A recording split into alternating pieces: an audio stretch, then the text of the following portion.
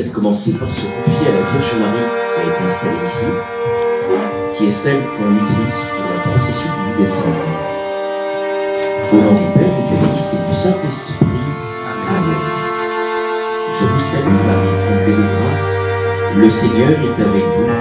Vous êtes bénie entre toutes les femmes, et Jésus, le fruit de vos entrailles, est béni. Sainte Marie, Mère de Dieu, priez pour nous pauvres pécheurs, maintenant et à l'heure de notre mort. Amen. Saint Michel Archange, priez pour nos saints anges gardiens, veillez sur nous et protégez. Alors ce soir, on va aborder effectivement le combat spirituel et son lien avec le carême. On abordera plus tard dans le temps la question de la semaine sainte, qui est la grande semaine chrétienne, avec les rameaux, le jeudi saint, le vendredi saint, le samedi saint et le dimanche de Pâques. Mais nous allons rentrer à partir de mercredi prochain dans le carême, avec le mercredi décembre, et les chrétiens sont invités à se convertir pendant le temps de carême, plus intensément que le reste de l'année, même si nous sommes appelés tout le temps à nous convertir. Et effectivement, la conversion implique de sortir vainqueur, de combattre spirituellement, de sortir vainqueur du combat spirituel. En fait, toute l'année et toute la vie, on va combattre spirituellement. Mais il y a des moments où les chrétiens s'exercent de manière plus particulière, et c'est pendant le carême. Je voudrais commencer peut-être par une parole de Dieu dans les Éphésiens, la lettre de saint Paul apôtre aux Éphésiens au chapitre 6, sur le combat spirituel. Donc c'est saint Paul qui écrit aux chrétiens d'Éphèse, dans le 1er siècle, pour les inviter à vivre résolument leur foi et à combattre le bon combat. Enfin, dit-il, puisez votre énergie dans le Seigneur et dans la vigueur de sa force. Revêtez l'équipement de combat donné par Dieu, afin de pouvoir tenir contre les manœuvres du diable. Car nous ne luttons pas contre des êtres de sang et de chair, mais contre les dominateurs de ce monde de ténèbres, les principautés, les souverainetés, les esprits du mal qui sont dans les régions célestes. Pour cela, prenez l'équipement de combat donné par Dieu. Ainsi vous pourrez résister quand viendra le jour du malheur, et tout mettre en œuvre pour tenir bon. Oui, tenez bon, ayant autour des reins le ceinturon de la vérité, portant la cuirasse de la justice, les pieds chaussés à l'ardeur à annoncer l'évangile de la paix, ne quittant jamais le bouclier de foi, qui vous permettra d'éteindre toutes les flèches enflammées du mauvais. Prenez le casque du salut et le glaive de l'esprit, c'est-à-dire la parole de Dieu. En toutes circonstances que l'Esprit vous donne de prier et de supplier, restez éveillés. Soyez assidus à la supplication pour tous les fidèles. Priez aussi pour moi, qu'une parole juste me soit donnée quand j'ouvre la bouche pour faire connaître avec assurance le mystère de l'Évangile, dont je suis l'ambassadeur dans mes chaînes.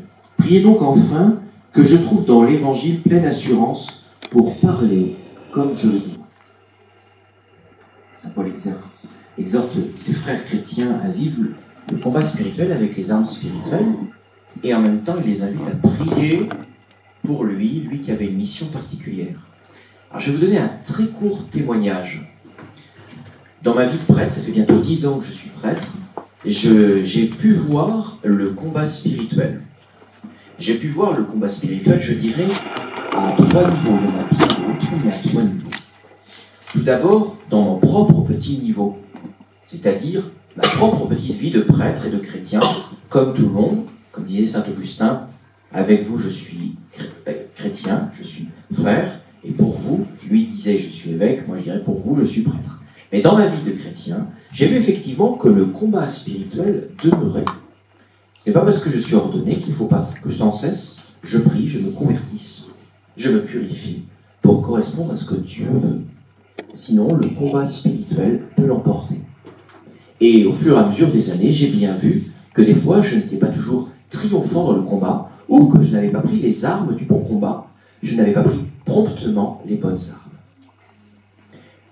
Évidemment, plus on avance dans le temps, plus on se connaît, plus on est prudent, finalement on prend de bonnes habitudes, et je l'espère. Donc je l'ai vu en moi, en tant que chrétien et en tant que prêtre. Mais je l'ai vu aussi parmi les jeunes que j'accompagnais, que ce soit en tant que père spirituel, mais je dirais un truc très précis. Il m'a été donné la grâce pendant 8 ans, une année comme diacre, et pendant 7 ans, au début de mon ministère, enfin une grosse partie, pendant 7 ans de prêtre, d'accompagner des adultes à demander le baptême, ou la confirmation, etc., etc. Et en fait, j'ai vu le combat spirituel. Au début, je pensais que c'était une petite théorie. C'est pas vrai, j'y croyais, mais je voyais pas trop l'incidence. Et au bout d'un moment, j'y ai vu tellement l'incidence que j'ai vu des âmes qui, au dernier moment, n'arrivaient pas à recevoir le baptême.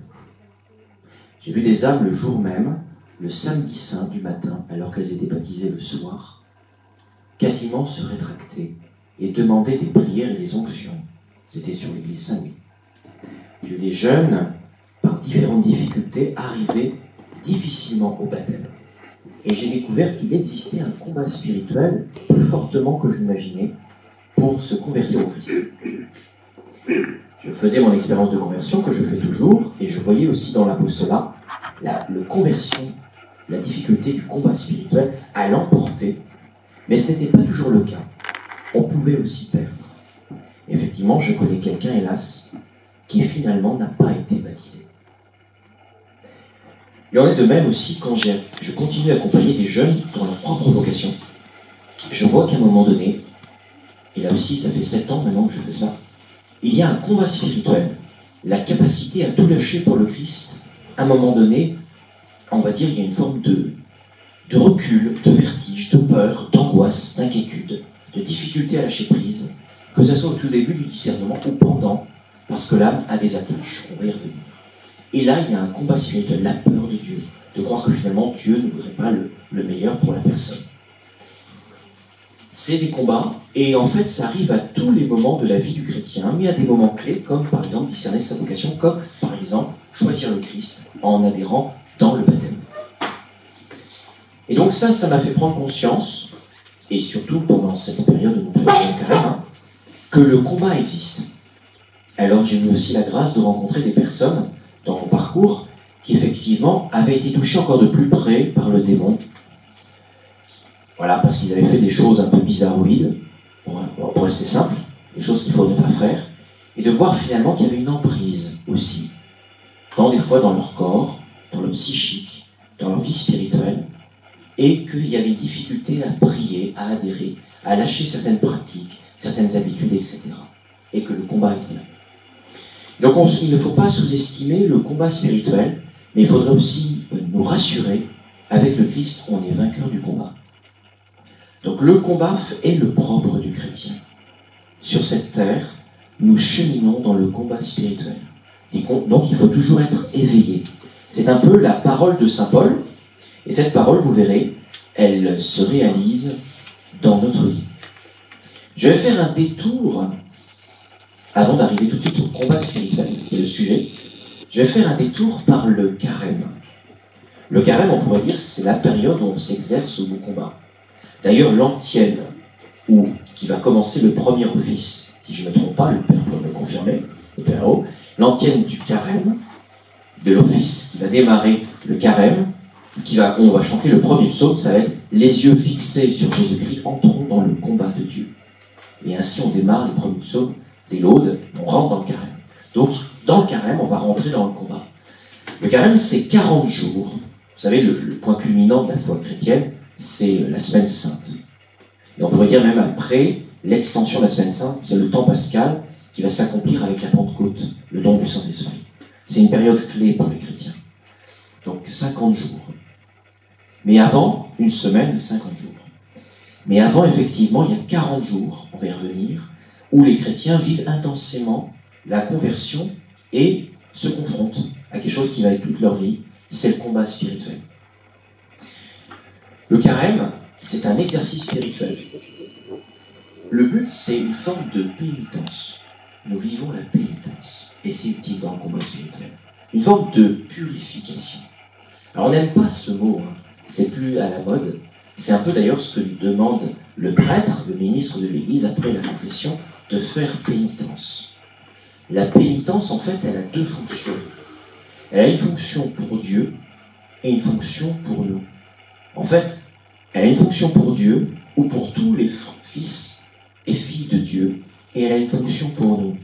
La première fonction, c'est qu'elle a une fonction de réparation, ce qu'on appelle la justice. Quand Dieu nous pardonne, Dieu nous a pardonné notre faute, notre culpe, mais toujours est-il, il reste la peine temporelle. Et il faut réparer. Si j'ai volé quelque chose, je demande pardon à Dieu, mais toujours est-il, il faut que je rende ce que j'ai volé. Et donc la peine est à réparer.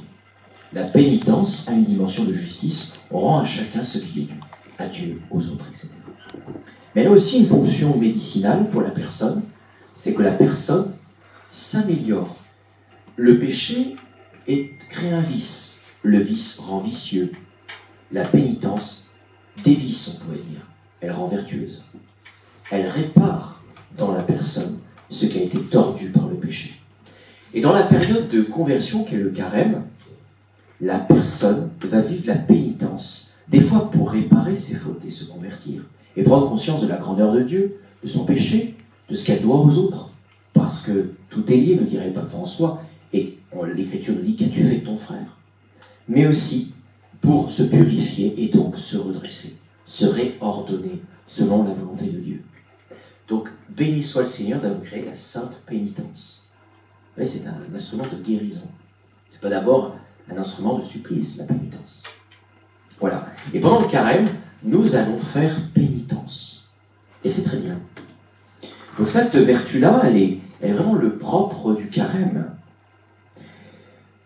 Et quand on voit un peu la symbolique du carême, une des premières, c'est que le mercredi des cendres, qui va commencer mercredi prochain, nous allons avoir de la cendre.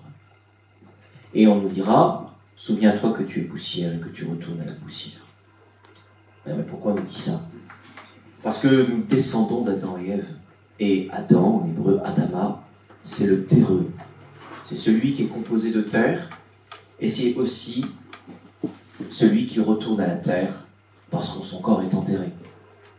Et c'est celui qui se décompose, à la différence du Christ qui ressuscite. Adama s'est décomposé. Il espère lui aussi la résurrection des corps, mais il s'est décomposé. Et donc là, le fait de recevoir des cendres sur le front nous rappelle notre finitude, nous rappelle qu'il nous faut voir en face la mort, c'est-à-dire mesurer que notre vie a une fin et que j'en suis responsable et que je dois me convertir pour me préparer au ciel. Et donc nous prenons conscience de notre finitude, nous prenons conscience que nous pouvons mourir et ça nous excite à nous convertir. Au Moyen-Âge, ou même un peu plus tard, à l'époque baroque, on représentait les vanités, ces fameux crânes où dans les tableaux, par exemple on a des tableaux de Georges Latour, une très belle femme qui se regarde dans la glace de dos, et à côté il y a une bougie et un crâne. Elle est très belle, mais sa beauté va passer, et tout est vanité, nous dit l'Ecclésiaste. Elle se rappelle qu'elle va mourir, elle est invitée à se convertir, pour aller à l'essentiel de sa vie. Et la pénitence nous invite à ça. Le mercredi des cendres nous rappellera donc cette origine d'Adam. La mort existe, nous sommes créés à partir de la terre, Adama, et nous allons retourner un jour en terre. Entre-temps, qu'as-tu fait de ta vie? Convertis-toi. Il y aura donc l'imposition des cendres.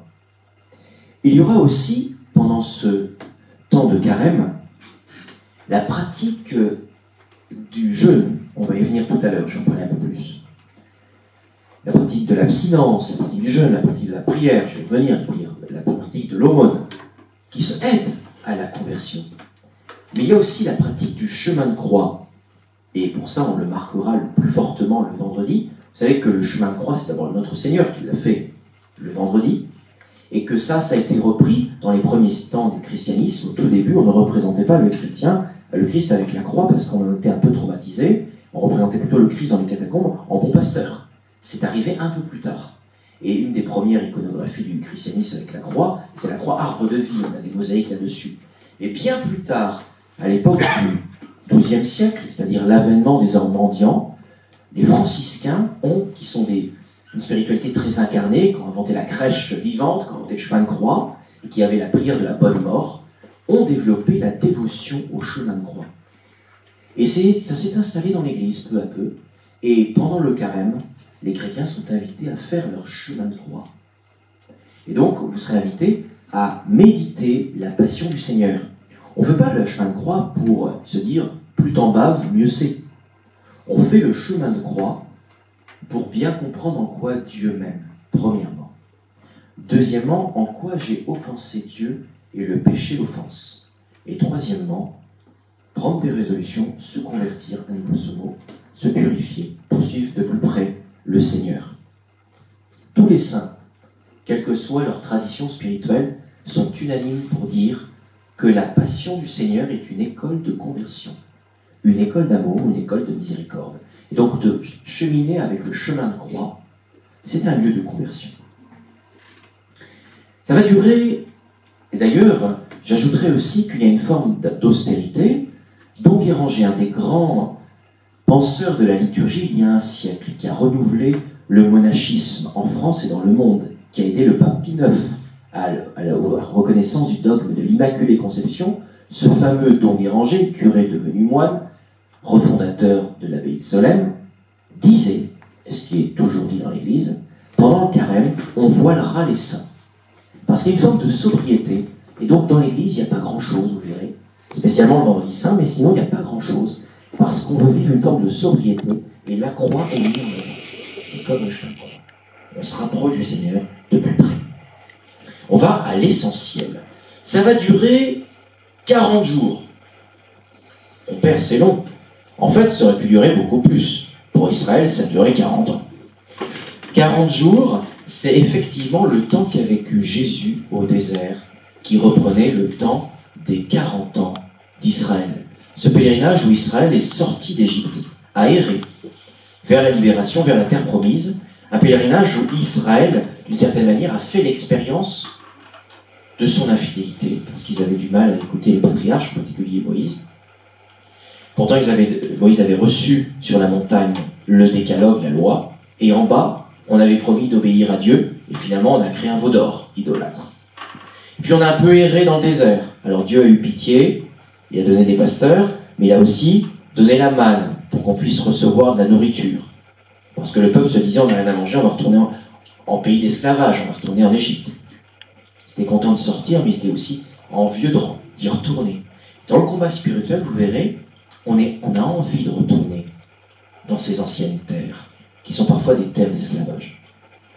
Et Israël a reçu la manne, et pourtant, la manne, elle a été donnée au jour le jour. Et ils ont voulu thésauriser, se faire des réserves, la cupidité, avoir une sécurité. Ça ne marche pas avec la vertu de foi, ça. Effectivement, il y a un chemin de libération, de marche d'Israël dans le désert, qui va être un chemin de purification, de connaissance de Dieu, d'alliance, qui est comme un chemin de foi, en fait, que tout chrétien fait dans sa vie, pour arriver en Terre Sainte. Et le Christ, au tout début, juste après son baptême, vous voyez ça dans Luc chapitre 3, juste après son baptême, en fait, il est poussé, nous dit l'apôtre, au désert. L'évangéliste, au désert, par l'Esprit Saint. Et il commencera après sa mission publique, même s'il a reçu publiquement le baptême, il va commencer à prêcher après qu'il soit passé par cet état. Il n'en avait pas besoin, mais il le fait pour nous. C'est très intéressant, ce que vit Jésus au désert, il l'a fait, comme dirait saint Paul, pour moi. Il m'a aimé et s'est livré pour moi. Galates 2:20. Et donc, l'expérience de Jésus au désert qui vit le combat spirituel, il le vivra toute sa vie puisqu'il fera des exorcismes, il aura des refus, il aura des insultes. À la fin, il vivra en permanence le combat fortement dans la passion. Il le vit de manière très particulière à la passion, à l'agonie. Mais il le vit à ce moment-là, au tout début de son ministère. Encore une fois, il le vit pour nous. Le démon le tente, et il est dit qu'il va épuiser les tentations. Pourtant, il n'y en a que 3. Et en fait, c'est la somme de tout ce qu'on pourrait tenter. Donc c'est intéressant de regarder les tentations dans le combat spirituel que Jésus a eu, et il a été vainqueur. D'ailleurs, Jésus a anticipé les conseils de saint Paul. D'ailleurs, en réalité, la vérité, c'est que Jésus a enseigné à saint Paul comment combattre. Et en fait, il a pris la parole de Dieu. Vous avez ça en Luc, pardonnez-moi, chapitre 4 et non pas 3. Le Seigneur rempli d'Esprit Saint quitta les bords du Jourdain dans l'Esprit. Il fut conduit à travers le désert. Je m'arrête là, petite interprétation fausse, mais alors c'est l'Esprit Saint qui amène au désert, qui veut à tout prix tenter Jésus. Ça marche comment, mon Père?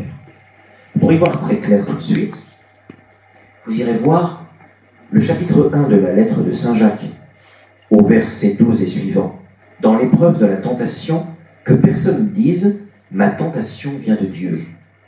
Dieu, en effet, ne peut être tenté de faire le mal, et lui-même ne tente personne. Donc Dieu ne tente personne. Mais Dieu permet la tentation. C'est autre chose. Dieu n'est pas la source du mal, ni la source du péché, ni la source des tentations. Mais il y a des tentations qui sont issues de notre histoire, de notre mémoire, de nos mauvaises habitudes. Il y a des tentations qui ont généré du péché, quand on y a adhéré, et il y a aussi un démon tentateur, ou des démons même, qui suggèrent à la personne humaine justement le péché. Et Dieu, mystérieusement, pourrait arrêter cette influence. Mais c'est ce qu'on appelle la permission divine. C'est intéressant, c'est un mystère, mais cette permission divine, en fait, si on en sort grandi, on en sort vainqueur, avec le Christ, on en sort grandi. Être vainqueur du combat contre la tentation, le combat spirituel, fait qu'on en sort grandi. Donc voilà, ça c'est important de le dire au début. Jésus va au désert, l'Esprit le pousse au désert, il ne mange rien durant ces jours-là. Quand ce temps fut écoulé, il eut faim. Je rappelle que François d'Assise a vécu la même expérience, celui qu'on appelle l'Alter Christus, l'autre Christ, que le Seigneur. Simplement par humilité, en rentrant, il a mangé un peu de pain. Mais il a vécu aussi ce temps-là. Le diable lui dit, première tentation, si tu es le Fils de Dieu, ordonne à cette pierre de devenir du pain. Parce que le Seigneur commence à avoir un peu faim quand même. Sinon, ce n'est pas une tentation, quoi. Il a un peu faim. Et Jésus répond, vous voyez, par la parole de Dieu. Ça, c'est très intéressant dans le combat spirituel, c'est de croire à la puissance, à la vérité, à l'efficacité de la parole. Jésus dira, il est écrit, l'homme ne vit pas seulement de pain. Alors le diable en mena plus. Première chose, ça nous rappelle à beaucoup de choses. C'est l'appétit, au fond, dans l'homme. Cet appétit d'avoir, cet appétit de jouissance, cet appétit d'avoir faim de quelque chose. Et le Seigneur, en disant l'homme ne vit pas simplement de pain, réordonne le désir de l'appétit, la concupiscence dans la personne humaine. C'est quoi? C'est de désirer ou de maximaliser son désir pour un bien second. Je peux aimer le chocolat, j'aime le chocolat. Mais je ne vais pas manger une montagne de chocolat et faire de ma vie une vie au service du chocolat. Si je faisais ça, je deviendrais l'esclave du chocolat. Donc je peux aimer le chocolat avec tempérance, on dira, mais ce qui est premier, c'est d'aimer Dieu. Et je peux aimer Dieu, faire de ma vie un service à Dieu. Or, quand le Seigneur dit « l'homme ne vit pas simplement de pain », c'est que l'homme doit avoir faim de plus grand que le pain. Sinon, il est l'esclave du pain. Ça peut être l'argent, la cupidité, l'avoir, le pouvoir, le savoir. Toutes les formes de concupiscence et de jouissance. Et là, la parole de Dieu, elle est libératrice. Donc ça, c'est une première forme de tentation, forte. Et on la retrouve dans la société de consommation, on la retrouve dans plein de choses. Et donc la guérison là-dessus, c'est comment je donne du temps, comment j'ai faim de Dieu, comment je veux écouter Dieu, comment sa parole, cette faim spirituelle prend de la place. Et d'une certaine manière, le jeûne de nourriture, qui est très efficace spirituellement, c'est fait effectivement pour avoir faim de Dieu, faim de l'Eucharistie, faim de sa parole. Ça augmente en nous le désir de Dieu, quand c'est bien compris. Deuxième tentation, alors le diable l'emmena plus haut et lui montra en un instant tout le royaume de la terre. Il lui dit, je te donnerai tout ce pouvoir et la gloire de ces royaumes, car cela m'a été remis et je le donne à qui je veux. Toi donc, si tu te prosternes devant moi, tu auras tout cela.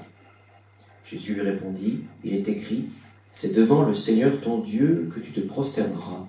À lui seul tu rendras un culte. On est passé à quelque chose d'un peu plus fort. Et pourtant, il y a un lien de cause à effet entre ces deux tentations. On est passé à quelque chose de plus fort. Et avant même de dire cela, il est bon de regarder comment le démon s'y prend. En fait, le démon, il ment. Sachez-le, c'est le menteur. Parce qu'il dit quelque chose au Christ qui est faux. Il présente au Christ tous les royaumes qu'il a. C'est un menteur, les royaumes appartiennent au Christ. Donc il donne une fausse information, il fait croire. Donc le démon, souvent dans la tentation, nous dit quelque chose de faux, et comme on est un peu faible, on commence à y croire. Donc là, je vous invite, souvent dans les tentations, à vous ouvrir à un confesseur, un perspi, à quelqu'un, et généralement, ça fait pchit. Parce que le mensonge, bien sous chape, sous serre, il se cultive. Mais dès que vous l'aérez, il est vidé parce que c'est de la fumée. Effectivement, là, il dit un mensonge, mais le Seigneur ne tombe pas là-dedans, première chose. Et deuxième chose, ça va un peu plus loin, il lui dit, si tu te prosternes devant moi, je donnerai tout ça. Sous-entendu, on ne touche pas à l'avoir, à la concupiscence, là. On touche profondément à l'idolâtrie. C'est-à-dire, c'est qu'à Dieu seul qu'on rend un culte. Et là, c'est détourné d'adorer Lucifer. C'est détourné même, alors lui c'est devenu un ange maléfique, mais à l'avant, ça serait même un ange très beau. Notre adoration ne revient qu'à Dieu. Donc Lucifer mentait pour une finalité mauvaise qu'est l'idolâtrie. Quel est le lien de cause à effet entre les deux tentations ? Eh bien, en réalité, celui qui est esclave de son appétit, en fait, il se met à être adorateur de ses biens. On augmente d'un cran. Et ça arrive très vite. D'ailleurs, c'est vrai, celui qui a beaucoup d'argent finit par adorer l'argent, et le Seigneur dit, vous ne pourrez pas servir Dieu ou l'argent. On dit souvent, l'argent est un bon serviteur, mais un mauvais maître. Vous voyez, l'appétit conduit à l'idolâtrie. Et c'est plus grave, l'idolâtrie. Mais l'appétit enchaîne. Donc, si je m'en libère pour avoir une fin de plus grande de la parole, il y a moins de chances que je devienne idolâtre. Et c'est très étonnant, cette réalité surnaturelle de l'idolâtrie, ou de la latrie, qui est l'adoration de Dieu réservée à Dieu, c'est en fait, ça touche la chair, ou les biens intellectuels, le savoir, le pouvoir, l'argent, ou la matière. Et c'est comme quoi on peut être pris parce qu'on est incarné. Nouveau par la parole. Et la puissance de la parole, il répond à nouveau par la parole. Puis le diable le conduisit à Jérusalem, le plaçant au sommet du temple, et lui dit, « Si tu es le Fils de Dieu d'ici, jette-toi en bas, car il est écrit, il donnera pour toi à ses anges l'ordre de te garder, et encore ils te porteront sur les mains, de peur que ton pied ne heurte une pierre. » C'est extrêmement bien vu de la part de Satan. C'est très fin, en fait. On va dire, mais pourquoi ? Parce qu'en fait, il cite la parole. Et il cite une parole qui est pas mal. Donc, j'allais dire, quelqu'un qui est normal, qui n'est pas Jésus, il pourrait dire, bah ouais, après tout, bah c'est vrai, pourquoi pas ? La parole dit ça, on va tenter, hein. Donc, il est malin, et il n'y a rien qui est faux dans cette parole. Là, c'est pas un mensonge. Simplement, c'est plus sournois, c'est que la personne, et le Seigneur montre en quoi c'est sournois, parce que le Seigneur répond, tu ne mettras pas à l'épreuve le Seigneur ton Dieu. En gros, tu ne tenteras pas le Seigneur. Qu'est-ce que ça veut dire ? Tu ne feras pas que de ta volonté la volonté de Dieu. Accepte ce que Dieu veut pour toi, et non pas fais plier Dieu à ta volonté. Ne tente pas Dieu. Ne force pas Dieu à faire ce qu'il ne veut pas faire. Donc le démon utilise un vrai verset, mais pour le retourner contre la volonté de Dieu. Et qu'est-ce que c'est que ça, en fait, au fond ? Au fond, c'est le cœur de la tentation, c'est la désobéissance. Au final, on n'obéit plus à Dieu. Et je rappelle qu'on a l'origine des péchés de l'orgueil, qui entraîné le non serviable des anges, et c'est aussi la désobéissance d'Adam et Ève. Et donc, il nous est dit que dans l'Écriture, après ces 3 types de tentations, Jésus avait épuisé toutes les tentations. Et là, vous voyez, toutes nos tentations dans nos vies se résument à ça. Les appétits, l'idolâtrie et le refus d'obéir à Dieu, à sa volonté. Et de forcer Dieu à faire plier sa volonté pour la nôtre. C'est étonnant, hein, mais au fond, c'est rattaché à ça, quels que soient les 7 péchés capitaux. Et donc le combat spirituel, ça va être pendant le carême, ça va être de grandir, de se fortifier spirituellement dans la prière, dans la charité, dans la séparation, dans des attaches, c'est-à-dire le jeûne, en vue d'être fort pour combattre les tentations. Parce que Dieu permet mystérieusement que nous ayons des tentations. Parce qu'il veut que nous méritions. Comme l'avait dit saint Augustin, Dieu t'a créé sans toi, il ne te sauvera pas sans toi. Il y a une forme de participation du chrétien, où le salut lui est donné gratuitement, mais il va quand même entrer librement dans un mystère de croissance, de purification. Et donc c'est ce qu'on va vivre. Et donc le combat spirituel, les amis, nous aurons à le vivre toute notre vie. Sachez que pendant ces 40 jours, bon, je passe, j'en parlerai peut-être un peu après, sur la structuration du carême, mais parlons précisément des points, des points forts pour vivre le combat spirituel. L'Église nous donne 3 outils indispensables. C'est pas un truc vieux qu'on doit répéter, du genre un peu, c'était parmi les premiers chrétiens, il faut faire un peu comme eux, voilà, on va s'y mettre. En fait, au fond, ça touche quelque chose de très profond, tant sur le plan humain que sur le plan spirituel, car tout est un. C'est la prière, le jeûne et l'aumône. En fait, ces 3 éléments sont capitaux pour pouvoir croître et être vainqueur dans le combat spirituel. Bref, le premier, c'est la prière. Pourquoi ? La prière, c'est parce que c'est la source de ma croissance. Sans prière, je ne vis pas la grâce. Sans prière, je ne peux pas m'unir à Dieu ni écouter la volonté de Dieu.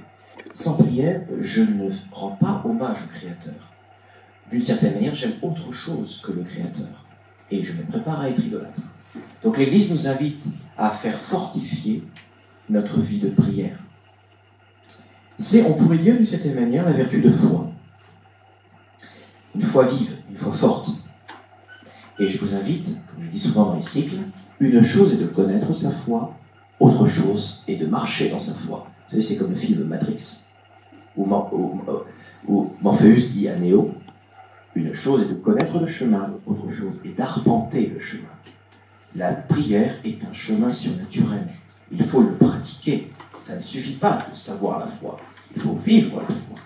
Et la foi nous déplace. Et d'ailleurs, la foi, c'est un pèlerinage dans le désert. Et c'est tout l'image du carême. Donc la vertu de foi, de prière, donc quelle est, dans ce temps-là, quelle est la place que tu as dans ton petit oratoire ? Vas-tu te lever plus tôt ? Vas-tu prendre des moyens de prière ? Prends de nouveaux moyens de prière. Tu peux renouveler ta prière de cette manière. Parce que tu as l'habitude de lire l'écriture, le chapelet, d'une manière plus forte. Pour que ça marche bien, il faut s'ennuyer. Quand on ne s'ennuie pas dans la prière, c'est qu'on n'a pas vraiment donné, c'est que ça ne coûte pas un peu. C'est trop facile. Quand ça commence à coûter, c'est bon. Je me souviendrai toujours un prêtre qui me disait ça dans une retraite de diaconat. Il vient nous voir et nous dit « C'est dur, c'est bon ». C'est que ça rentre, on rentre dans l'effort de la prière. Et au fond, la prière, c'est une grâce à demander, parce que nous ne savons pas prier comme il faut, Romains 8, 26. Et c'est l'Esprit Saint qui nous aide à prier. Donc il y a une grâce à demander pour avoir une vie de prière ardente, pour exercer l'activité de foi, et pour aimer Dieu par-dessus tout, et avoir la source de la grâce par lui en nous, et pour la diffuser. La deuxième chose, c'est le jeûne. Au sens fort, le jeûne, c'est un détachement. Au sens très fort du terme, c'est le pain et l'eau. Et en général, on est invité à le vivre le vendredi. Il n'y a que 2 jeûnes qui sont obligatoires. Jeûne et abstinence, c'est le mercredi des cendres et le vendredi saint. Mais l'Église invite fortement, toute l'année, à vivre sobrement le vendredi, en mémoire de la passion du Seigneur, et pendant les vendredis carême, à vraiment marquer le coup. Effectivement, c'est un sacrifice. Et nous ne nous en rendons pas toujours compte parce que nous vivons dans une société de consommation et d'opulence. Mais il est vrai que le jeûne, je passe au-delà, le jeûne, ce n'est pas le but de faire un régime. Ce n'est pas non plus, parce que ça serait, on confondrait, le combat spirituel n'est pas la quête de l'épanouissement à la manière des naturopathes actuels. Donc le jeûne n'est pas le but de faire un régime. Et c'est pas non plus, plus t'en fais, mieux c'est, parce que le christianisme n'est pas la religion de la compétition de l'ascèse. Il y a des religions qui sont plus ascétiques que la nôtre. Mais c'est la religion de la grâce. Et en fait, le jeûne, c'est une participation à notre nature. C'est accepter de nous détacher, par exemple, jeûne d'écran, ça peut être très bien. jeûne, je ne sais pas, de bruit, jeûne aussi de nourriture. Je crois que c'est fondamental, c'est quelque chose d'anthropologique, profond. D'ailleurs, la manière dont tu manges dit la manière dont tu te comportes avec les choses. Quelqu'un qui est glouton, ça peut dire indirectement ou directement, voir des appétits désordonnés, voir un rapport même des fois à la chasteté qui n'est pas clair. Parce qu'en fait, c'est tout de suite très physique. Et on voit des choses. Vous voyez ? Et on prend plein d'exemples comme ça. Et donc en fait, le jeûne, ça permet une purification. Mais du coup, ça va entraîner un manque. Tout à fait. Tout à fait. Mais ce manque-là, c'est pour grandir dans la vertu d'espérance. Le désir, je manque de quelque chose, mais c'est pour que mon désir soit plus grand pour autre chose, et c'est Dieu. Donc vous voyez, ma fin de prière, elle est sous-tendue par l'espérance, le détachement. Vous voyez, la vertu d'espérance, c'est la vertu qui fait marcher vite, Marie-Eugène. Si vous avez une chaîne, des attaches, vous ne pouvez pas marcher très loin. Et si vous la coupez, la chaîne, vous pouvez marcher plus. Et puis si vous expérimentez le manque, vous avez d'autant plus faim que Dieu donne. Et la pédagogie du jeûne sert à ça. Donc elle stimule la vertu d'espérance, et il est bon de poser ça, nous qui vivons dans une époque d'opulence, de confort, dans une forme de jeûne. Voilà. Les jeûnes forts, dans la tradition de l'Église, hein, c'est le pain et l'eau, le vendredi, mais ça peut être, il y a des jeûnes modernes à faire, je pense d'écran, de plein de choses comme ça, mais des fois, je vous conseille pas. Ou alors quand vous faites ça, vous en parlez avec votre père spirituel, c'est la veille, le jeûne de sommeil, mais là, il ne faut pas trop le faire, parce que souvent, c'est déconstructif pour beaucoup de personnes. Mais le curé d'Ars, lui, il veillait pour convertir ses pénitents, il veillait carrément. Mais je ne le conseille pas. Et même les moines ne le conseillent pas trop. C'est pas très bon. L'aumône, très intéressant. L'aumône, d'une certaine manière, c'est pas... D'ailleurs, c'est très bien que l'Église ait fait un trépied. Vous savez, à 2 pieds, c'est bancal. À trépied, c'est bien posé. L'aumône, c'est capital, ça touche à la vertu de charité. Donc c'est le trépied, foi, espérance, charité. Mais pourquoi ? C'est la vérification de la conversion. Et le risque, ça serait d'isoler l'aumône et d'en rester simplement en mode prière et un peu jeûne. L'essentiel, c'est la prière, d'accord. Mais prière et jeûne, ça risquerait d'être un certain ascétisme spirituel. Or, l'aumône nous permet d'incarner ça concrètement avec le prochain. Et Saint Jean nous dit dans ses épîtres, la manière dont nous nous comportons avec Dieu se vérifie dans la manière dont nous nous comportons avec nos frères. Parce que Dieu, on ne le voit pas, tandis que nos frères, on le voit. Et donc là, la charité, l'aumône a toujours... Et savoir donner. Alors il y a quelque chose qui coûte énormément aujourd'hui, qui vaut plus que les lingots d'or, ça s'appelle le temps. Et savoir donner du temps gratuit pour l'autre, pas instrumentaliser, pas en train de donner du vrai temps. Pourquoi pas donner un peu de son argent ? Ah, je viens de dire, mon père, je n'ai pas d'argent.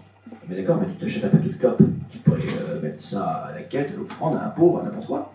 Ah oui. Donner un peu. Vous voyez, donner, savoir donner. Et il faut avoir conscience que, ça se trouve, on ne pourra jamais donner beaucoup. Moi, je me souviens dans une quête, c'est quelqu'un qui récoltait la quête, qui avait rapporté, touché pour quelque chose d'important, qu'une personne avait donné 1 euro. Mais c'est pas une quête comme ça, c'est une quête avec, avec des parrainages, des choses comme ça, 1 euro, je crois. En fait, il ne faut pas donner plus. Mais le Seigneur voit même l'aumône tout petit. Je rappelle qu'il voit le bol de la veuve au temple. Donc le fait de pouvoir donner même de peu, c'est déjà pire. Parce qu'il y en a qui disent, le jour où j'aurai, je donnerai. Et ça se trouve, ce jour ne viendra jamais dans ta vie. Par contre, maintenant, tu peux déjà commencer. Ah, et ça, c'est intéressant. Et ce que tu commences maintenant, t'éduques à donner. T'éduques à la charité. T'éduques aussi à repérer ce que tes frères et sœurs ont besoin. Et donc, la vie de conversion, c'est prendre conscience, qu'est-ce que mes frères ont besoin, mes sœurs. Et ça, de manière rétroactive, ça irrigue ma prière et ma louange, et mon jeûne. Vous voyez, ça, ce triptyque est très important. Des éléments du combat spirituel que forcément vont arriver. Il me reste encore un peu de temps. 10 minutes ? Ok, 10 minutes. Ce combat, c'est ton combat. Ce combat, c'est pas ton combat. Cherchez l'erreur. En fait, les deux sont vrais. Mais c'est d'abord pas ton combat, c'est d'abord pas mon combat. C'est Dieu qui va combattre avec nous. C'est Dieu qui nous aide à nous détacher. C'est Dieu qui nous aide à adhérer à lui. C'est Dieu aussi qui nous aide à nous tourner vers les autres. Et tout l'enjeu, en fait, c'est de laisser passer Dieu. De lui faire un canal, de déblayer le terrain. Et ça te demande un peu d'effort. Mais le but, c'est ça, fondamentalement. Donc, la conversion, la pénitence, ce n'est surtout pas une obsession de soi. Mais c'est surtout un apprentissage du don de soi. C'est très différent. C'est passer de Dieu à mon service à je me mets au service de Dieu. C'est un peu différent. Et quand on dit ça, on dit Dieu dans ma prière, qu'est-ce que tu veux pour moi? Parle. Donc on faut se mettre à l'écoute. Et pour se mettre à l'écoute, il faut se détacher des jeunes. Puis aussi, il faut accepter d'être interpellé par les autres. Dieu, qu'est-ce que tu me demandes? Se mettre au service de Dieu. C'est accepter aussi que Dieu va nous donner, je disais, sa grâce. Le Seigneur a dit à saint Paul, qui a expérimenté sa pauvreté, sa faiblesse, son écharpe dans la chair, on ne sait pas trop ce que c'était, et clairement l'apôtre avait du mal. À un moment donné, il n'arrivait pas, il disait, mais Seigneur, j'ai une difficulté, il faut que tu l'enlèves. Et le Seigneur lui a dit, ma grâce te suffit. Et donc il est tout à fait normal, je me souviendrai du cardinal Ricard, qui disait aux étudiants, quand j'étais séminariste à Bordeaux, normalement, si on commence un bon carême, on prend des résolutions, puis à la mi-carême, on n'y arrive pas. La résolution, on y arrive sans arrêt, c'est bien d'y arriver, parce que c'est encourageant. Mais c'est des trucs qui arrivent trop facilement, c'est pas des vraies résolutions. Et en fait, on peut y arriver qu'avec Dieu. Ma grâce te suffit. C'est dans la faiblesse que c'est toi la grâce. Donc, prenez un effort qui ne soit pas impossible, mais prenez pas un effort qui soit trop confortable. Mais un effort qui soit un peu avec la grâce de Dieu. Quand même. Et Dieu nous aide dans ces cas-là. Il voit notre générosité, il y répondra. Il faut s'appuyer sur la grâce, donc les sacrements. Pendant le carême, il est très important de lire la parole de Dieu toute la vie chrétienne. Mais c'est vrai que notre Seigneur, il a été vainqueur du combat spirituel par l'Écriture, et s'appuyer sur les saints. La Vierge Marie, l'ange gardien, la communion des saints. Pourquoi pas de connaître tel ou tel saint? Vous savez, je rappelle qu'en IVS, on va étudier Saint Ignace de Loyola. Mais il y en a bien d'autres. Tactique du diable. Quelques éléments. Il ne propose jamais de solution.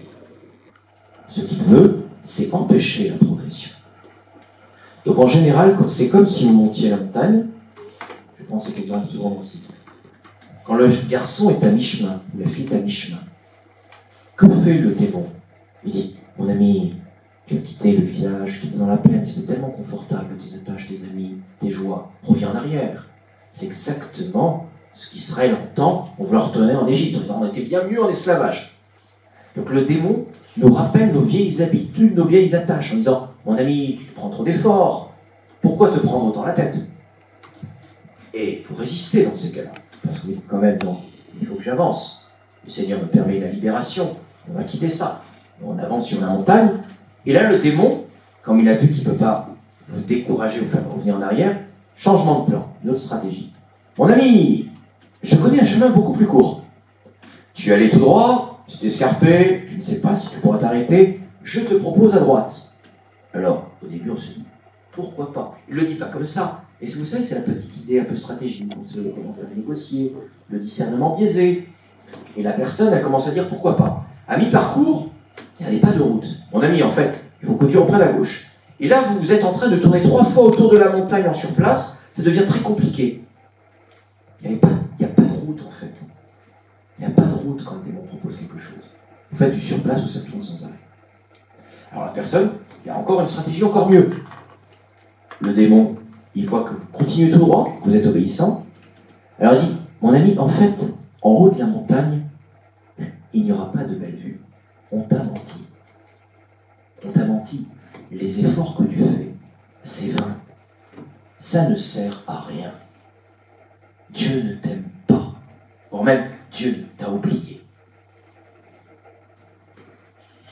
Vous voyez, et il monte en crescendo. Et là, si vous tenez, et là, si vous faites confiance,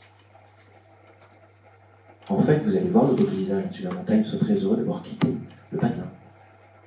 Et donc, le combat spirituel, c'est une ascension spirituelle. Et le démon s'y prend souvent ainsi. Et il s'y prend ainsi comme un lion qui rugit à la recherche de sa proie, nous dit le fils des complis. C'est-à-dire il repère en fait les appétits, les attaches de la personne pour pas qu'elle soit libérée. Est-elle gourmande? Est-elle hédoniste? Est-elle orgueilleuse? Est-elle éparpillée? Est-elle paresseuse? Est-elle colérique? Etc. Et le démon, en fait, il va voir un peu les attaches. Mon ami, reviens! Non, non, tu te trompes, c'est pas cette direction. Mais non, mais ça change rien de changer. Ça sert à rien.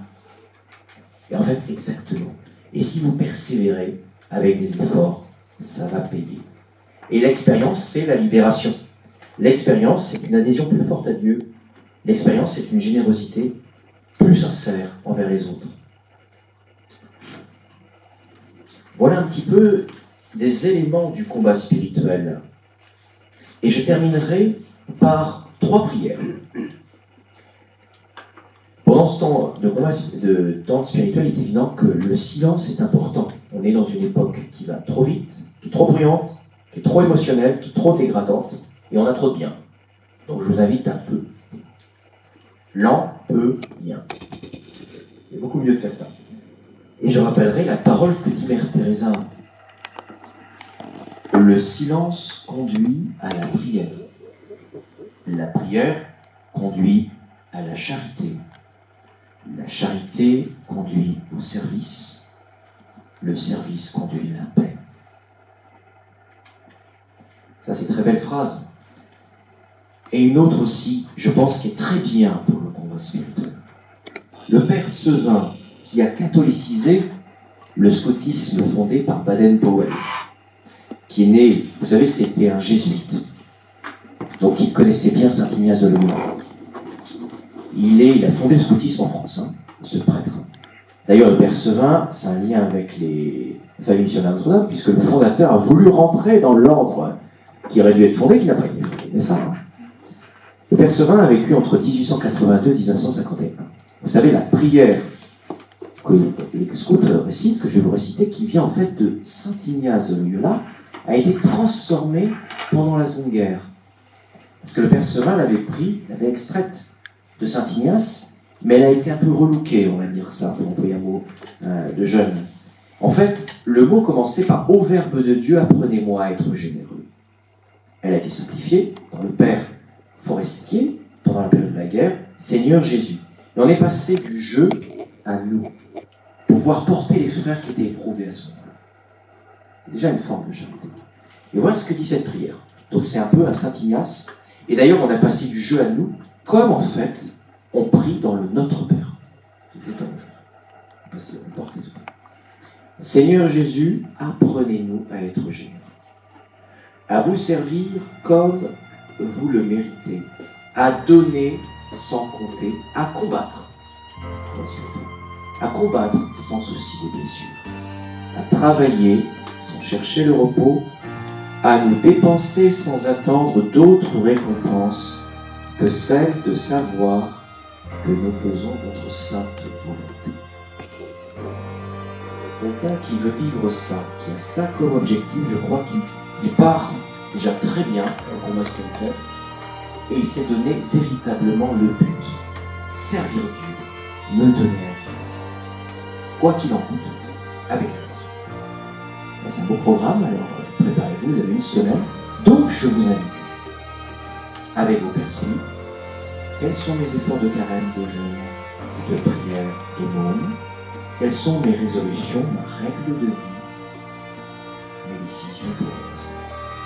Car le Seigneur nous dit qu'il veut mener une bataille pour voir s'il y a des armes pour combattre. Donc, ça se prépare. Nous avons une semaine pour le préparer.